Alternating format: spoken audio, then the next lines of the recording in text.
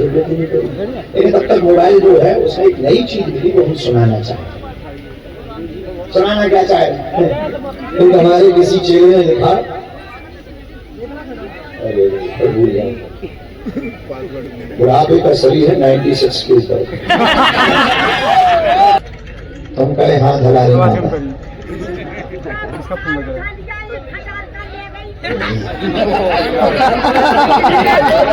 500 मिल गए, एक साल के रुपया 500 पा गए। नहीं, 500 रुपया तुम 100 के पा गए, उसका क्या? वीडियो कॉल उठाओ, साल ले लो माता, तो 500 रुपया भी।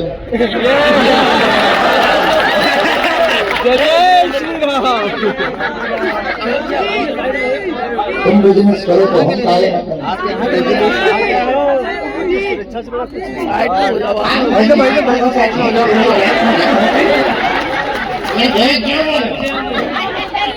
जगत जननी नौ चंडी माता काली माता बैठ जा, अफवाहें चलती। आज जैसे अफवाहें चल रही कि गुरु जी पे हमला हो गया, भारी पत्रकारों ने प्राण खाई, और हमला कुछ हुआ नहीं था।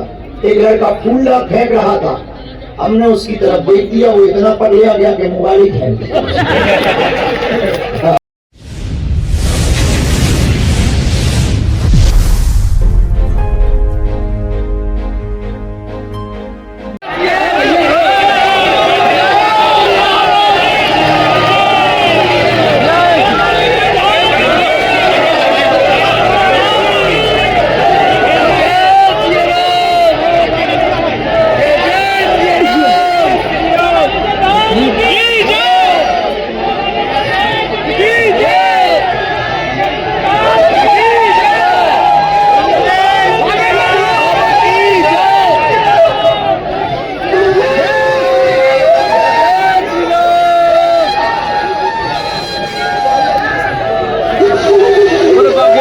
सरकार की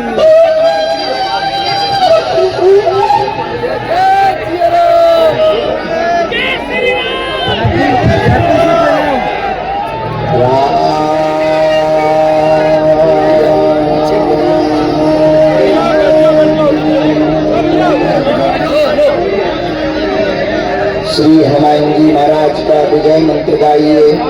श्री राम जय राम जय जय राम, राम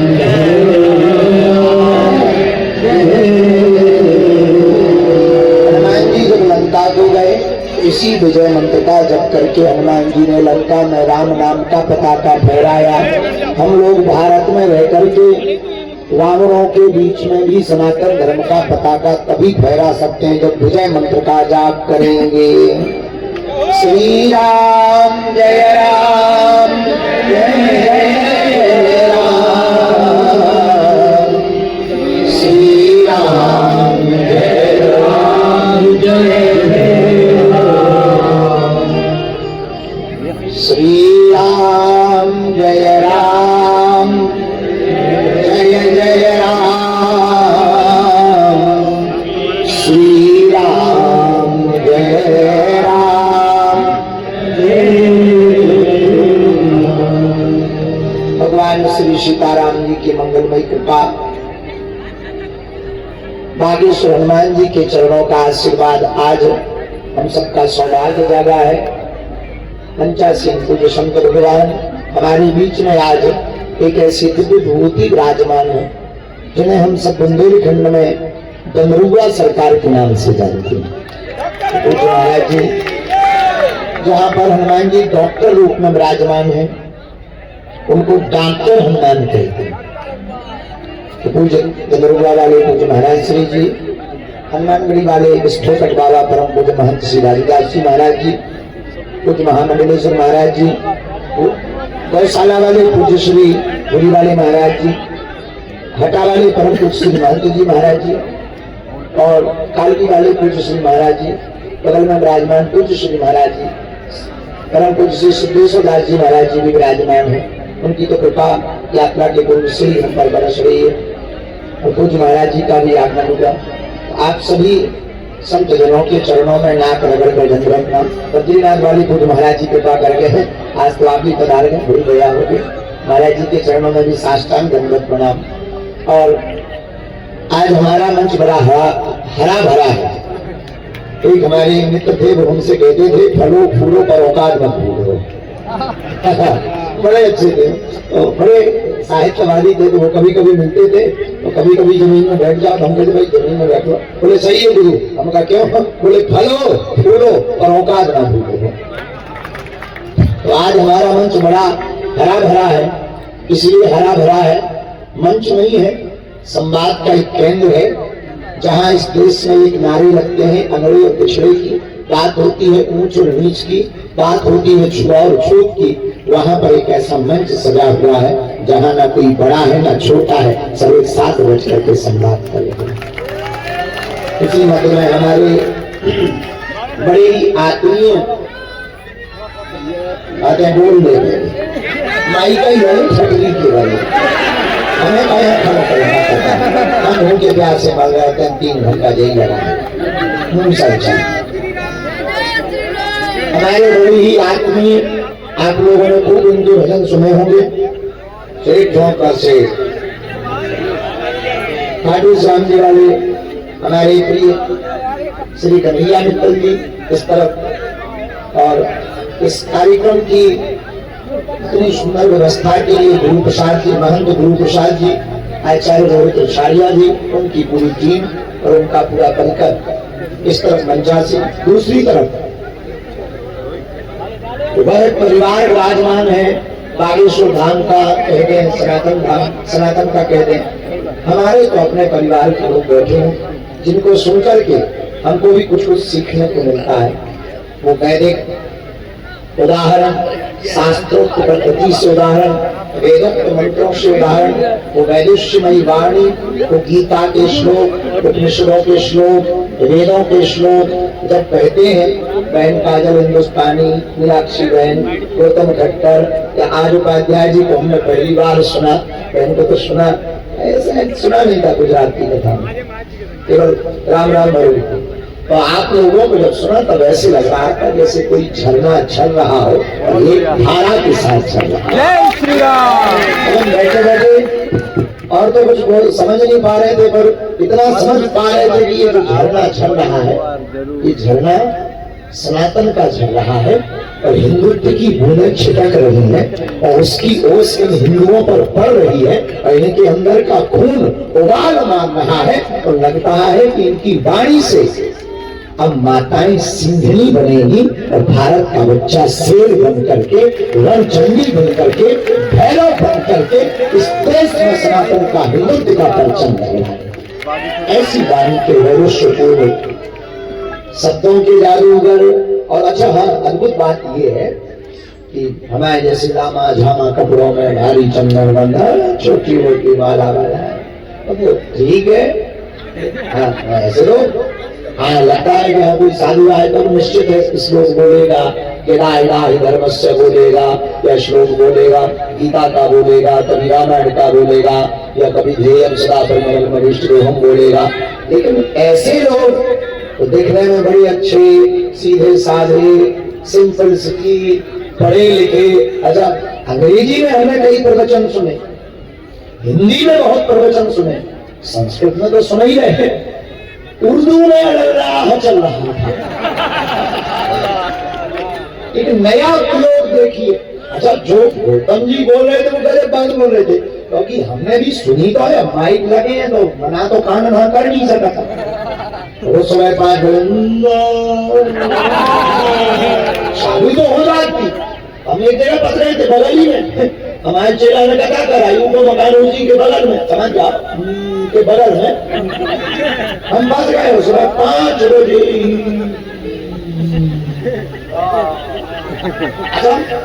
तब नहीं समझ पाए। लेकिन देखिए बागेश्वर धाम आए गौतम जी, गौतम खट्टर अद्भुत है। तो अच्छा इनमें तीनों चीजें, हिंदी भी है, संस्कृत भी है और उर्दू भी बोलते हैं। और भोजन की थाली में भोजन हो, सब्जी हो, रोटी हो, अचार हो, पापड़ हो, चटनी का जरा चस्का हो, भोजन इतना प्यारा लगता है, हमारे जैसे भूखे आदमी दिन भर के हमें तो रोटी के सपने देखते हैं। हमें अच्छा कभी भी मनुष्य में मोबाइल नहीं लाते हैं, आते ही नहीं है, टाइम ही नहीं देता। आज हम पहली बार अपने चेहरों से मोबाइल मंगाया, तो घड़ी का टाइम देखना हो तो पुरुषों से कौन पूछा ना मोबाइल, हमने मोबाइल डाल दिया,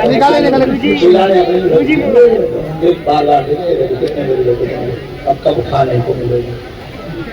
अच्छा भूखे वाले आदमी को तो रोटी भी मीठी लगती है, पर क्या अद्भुत वैदेश्य पूर्वक, क्या अद्भुत।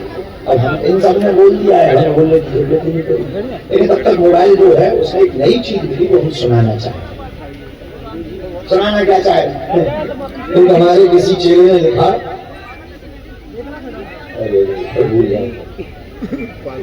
बुढ़ापे का शरीर है 96 के ऊपर। हाँ, किसी ने पूछा, किसी ने प्रश्न किया, उसी ने उत्तर लिखा, हमने तो नहीं लिखा। ये पक्का है, हमारा उत्तर मत मानना, तो तुम हमारे नाम से कोशिश करो। किसी ने कहा कि बागेश्वर बाबा रोज उठता है, पैदल चलता है, कहाँ जाता है?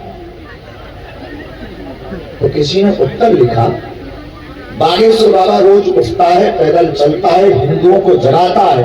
वो इसलिए ऐसा कर रहा कि आने वाली नई पीढ़ी ये न पूछे कि जब देश बर्बाद हो रहा था तब तुम कहाँ झक मार रहे थे।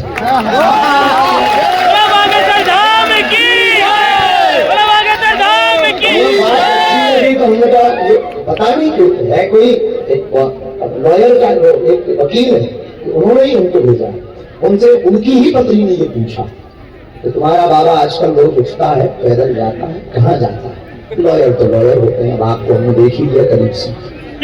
तो उसने अपनी पत्नी को ही उत्तर लिखा और उन्होंने हमको भेजा, क्योंकि दोनों डिवोटी, दोनों मानते बहुत अद्भुत है, अच्छे। हाँ, तो क्या बता रहे थे, आज अद्भुत हुआ, दिन भर की थकान मिल गई इन सबको सुन करके। कल सुबह 7 बजे फिर चलना है, यहीं से चलना है।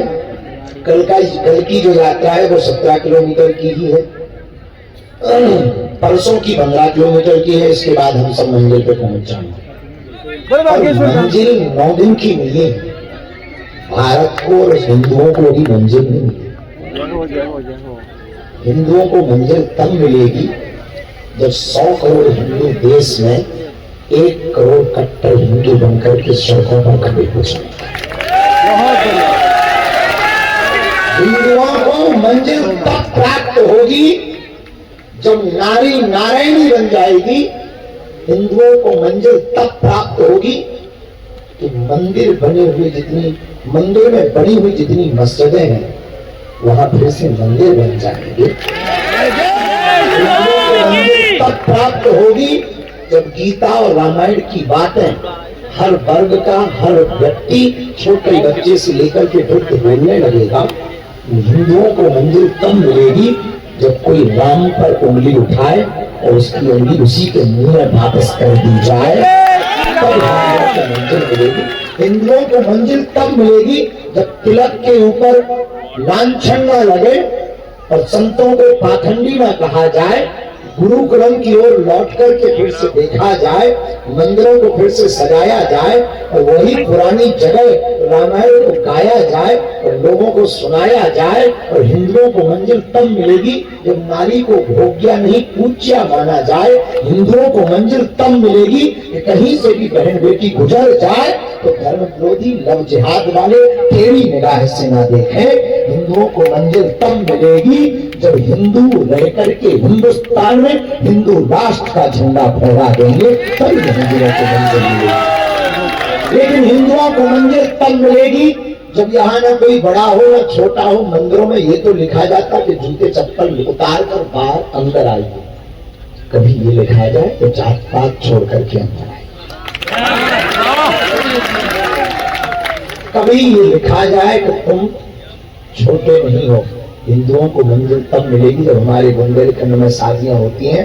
हम जहाँ बुंदेलखंड, ये पूरा 17 जिलों का बुंदेलखंड क्षेत्र है, दलितों की बेटियों के जब विवाह होते, इस देश में दलित कोई है नहीं, पर सरकार और अपनी रोटी सेकने वाले लोगों ने दलित बना दिए हैं। तो वो न्यूज वाले हेडलाइंस लिखते हैं कि दलित की शादी में दूल्हे को घोड़े से उतारा। तो मुमकिन हो जाता है हिंदुओं को मंजिल तब मिलेगी तो गांव का कोई अंगड़ा, सवर्ण का अंगड़ा हिंदू जागा हुआ हिंदू आए और दलित की बेटी का विवाह हो, उसको घोड़े पर बैठा के कहे कि तुम शान से निकल बारात को देखते हैं कौन तुझे रोकता है। हिंदुओं को मंजिल तब मिलेगी जब न जात हो, न पात हो, ऊंच हो न नीच हो, छुआ हो न छूत हो, लोगों में दीनहीनों में सबरी नजर आवे और क्रोध लोगों में राम नजर आवे। और हमें लगता है इस देश में हिंदुओं को मंजिल मिलेगी। तो अभी तो संकल्प प्रारंभ है, आरंभ ये तो चंद है, अभी तो रण बाकी है। बंगरुआ महाराज जी जब बोल रहे थे तब कह रहे थे कि एक यात्रा यहाँ भी आनी चाहिए। हम चाहे बुंदेलखंड खंड भर में ही क्यों, हम तो बांग्लादेश जाने को भी तैयार हैं। और जा नहीं सकते इतना हम जानते हैं, अभी तो नहीं जा सकते हैं, अभी तो पहले भारत में ही कर लें कुछ।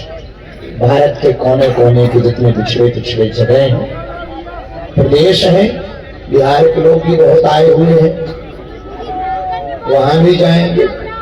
झारखंड में भी बहुत है, वहां भी जाएंगे। जहां जहां रह गया है वहां वहां जाएंगे।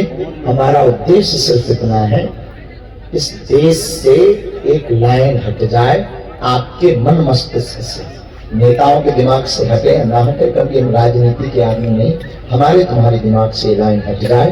ना कोई बड़ा है ना कोई छोटा है, हम सब राम के हैं, राम हम सबके। 9 दिन का विराम तो 2 दिन बाद हो जाएगा, जिंदगी का विराम भी एक दिन हो जाएगा।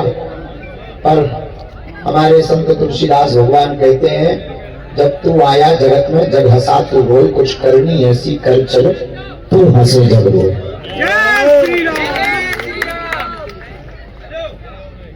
हमारे जीवन में तो यही है कि आप लोगों के अंदर एकत्व का भाव जग जाए। इसीलिए ये पदयात्रा है, आप लोग कठोर तप कर रहे हैं। आज हमको कोई पूछ रहा था कि आपको बहुत कष्ट हो रहा है, आप क्या कहना चाहते हो? हमने कहा हिंदुओं के कष्ट से हमारा कष्ट बहुत छोटा है, हमारा दुख तो बहुत छोटा है। 2-4 दिन में घाव ठीक हो जाएगा, दवा ले लेंगे, गोली ले लेंगे, ठीक हो जाएगा। पर हिंदुओं का दर्द ऐसा है कि वो दवा से ठीक नहीं होगा, वो तो पदयात्रा करके पिछड़े पिछड़े लोगों को गले लगाने से भी ठीक होगा। इसलिए हम सबको तुम कहे हाथ हला रही माता,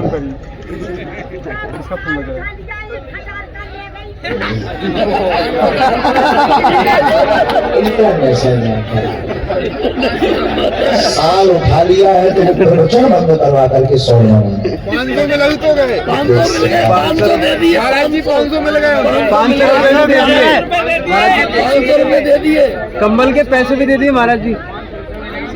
500 मिल गए, अब साल के रुपया 500 पा गए। नहीं 500 रुपया तुम 100 के पा गए, उसका क्या? वीडियो कॉल उठाओ, साल ले लो माता, वीडियो कॉल उठाओ, 500 रुपया भी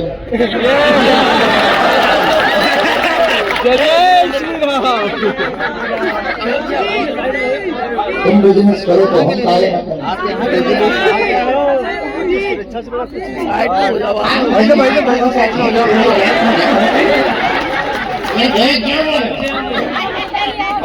जंगल चल रहा चंडी माता काली माता बैठ जाओ, साल में लगाओ आपका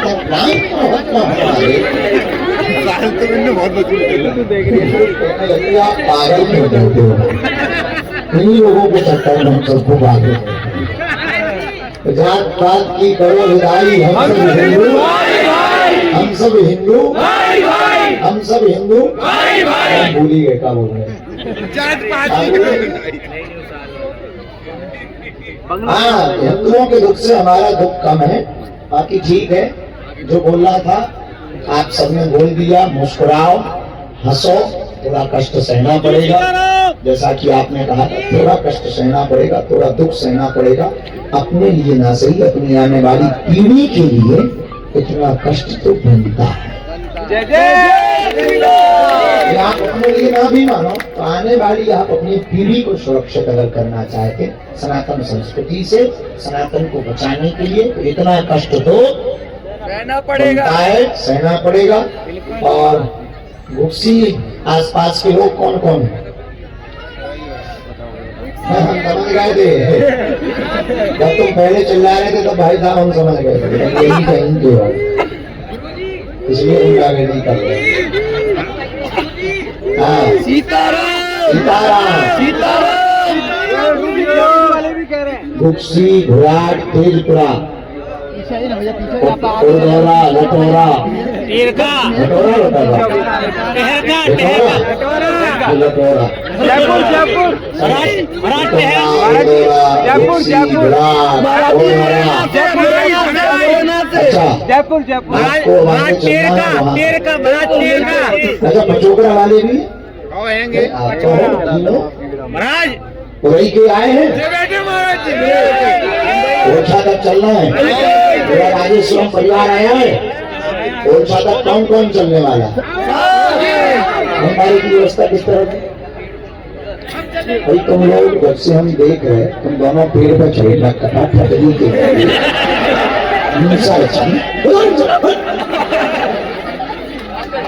जब से प्रवचन प्रारंभ हुआ थे हनुमान जी जैसी आसन गति लगी।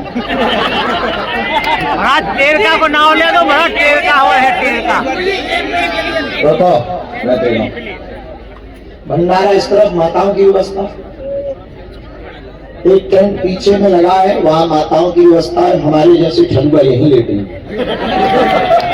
और जल की व्यवस्था, जल की भी वही है, स्नान की इस तरफ में व्यवस्था है।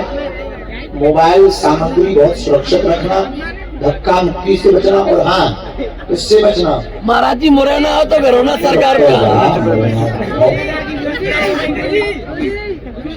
अफवाहों से बचना। बीच बीच में बहुत अफवाहें चलती हैं। आज जैसे अफवाहें चल रही कि गुरु जी पे हमला हो गया, भारी पत्रकारों ने प्राण खाई और हमला कुछ हुआ नहीं था। एक लड़का फूल फेंक रहा था, हमने उसकी तरफ देख दिया, वो इतना पढ़ लिया गया कि मोबाइल ही फेंक दिया। उसके बाद हमें लगा कि चश्मा लगा देना चाहिए। अब वो पहले फूल फेंक रहा था, बाबा कीजिए। हमने कहा और चले इतने ही मैं किया दया से लिए था, दूसरे में मोबाइल बना रहा था, उसने दोनों फाँका। गजब, वो फूल चढ़ाने वाले बहुत थे कि 10,000 का मोबाइल चढ़ाने वाला पहली बार लग गया उसकी न्यूज बन गई, बागेश्वर बाबा पे हमला। न्यूज इतनी बड़ी बन गई कि चैनल वाले गिर गए, सिक्योरिटी के फोन आए, पुलिस प्रशासन के फोन आए। बैठ जा। सिक्योरिटी के, पुलिस प्रशासन के। ऐसी अफवाहों से बचो, ये छोटी मोटी चीजें होती रहती है पर इससे बचना है, कुछ भी ऐसा नहीं हुआ। दूसरी अफवाह उड़ी थी ये कि मुसलमानों ने टीपू सुल्तान की और उसकी फोटो लेकर के बागेश्वर बाबा की यात्रा को रोक दिया। औरंगजेब की यात्रा को लेकर के दिखाकर रोक दिया। हमने कहा इतने हैं, ये 10 फोटो आ रहे हैं, फोटो तो ठीक है, फोटो आ रही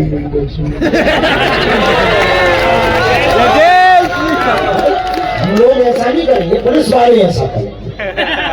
आप लोग इसको धमकी मत समझ लें।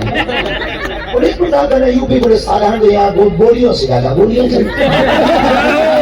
यूपी पुलिस वैसे ही प्रसिद्ध है, आपको बताइए, गाड़ी पलट जाती है।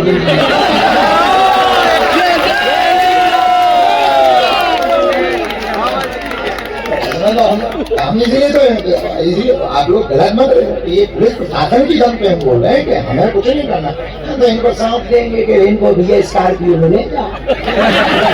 स्कॉर्पियो बेचारी हल्की गाड़ी, वो कभी भी पलट जाती है, खेल हो जाता है। यूपी पुलिस तो यूपी को IMT भी कम नहीं, हमारे मध्य प्रदेश की गल से हमें मिल जाएगी, फिर MP की मिलेगी ना कल। आप लोग कल तक हो ना, बीच में हो फिर चले जाओगे, बीच में थोड़ा यूपी है फिर MP है। आज तो कल से तो हम तुम्हारे ही संरक्षण में हैं।